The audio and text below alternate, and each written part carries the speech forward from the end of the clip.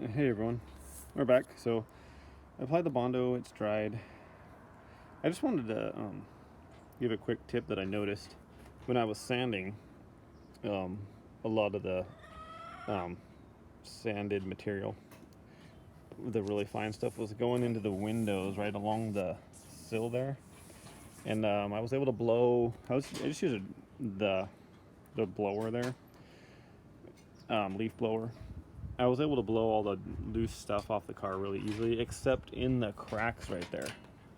It was sitting down in there and it was actually pretty hard to get out, and I had to use like a towel, a little paper towel, and drag it through there, and still left some residual stuff. So I was just a tip: if you're doing it outside or wherever, the dust tends to collect in those cracks and not be easy to get out.